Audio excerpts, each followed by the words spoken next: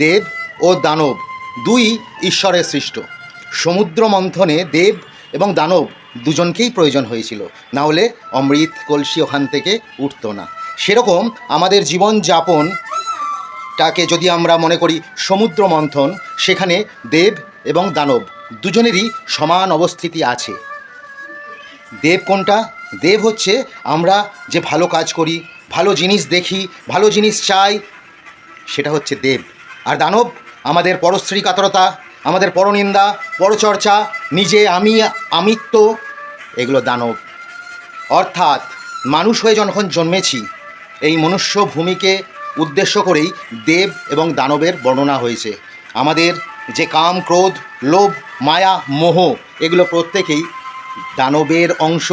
কিন্তু তার উপরে বারবার বলছে আমাদের ধর্মগ্রন্থে যে ব্যালেন্স করো।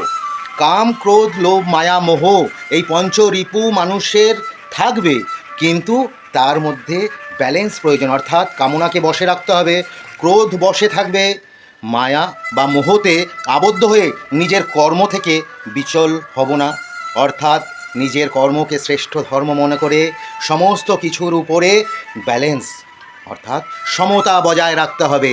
চোখ খারাপও দেখতে পায়, ভালোও দেখতে পায়, তো আমার উপরে সেটা আমি ভালো দেখতে চাই না খারাপ দেখতে চাই। মুখ গালাগালিও দিতে পারি, এই মুখ দিয়ে শুদ্ধ ভাষায় কথাও বলতে পারি, কানে খারাপ কথাও শুনতে পারি, খারাপ বলতেও পারি। সেরকমই প্রত্যেকটা জিনিস আমি যদি অনুভব করি চামড়া দিয়ে, খারাপটাকেও অনুভব করতে পারবো, আবার প্রয়োজন হলে ভালো জিনিসটাকেও ধরে তার আনন্দ নিতে পারবো। সেইভাবে আমাদের জীবনকে সমান ব্যালেন্সের মধ্যে দিয়ে প্রত্যেকটা রিপুকে সাথে নিয়ে দেবকে সম্মান জানিয়ে দানবকে দমিয়ে রেখে জীবনে অগ্রসর হওয়াটার নামই আধ্যাত্মিকতার পথে চলা।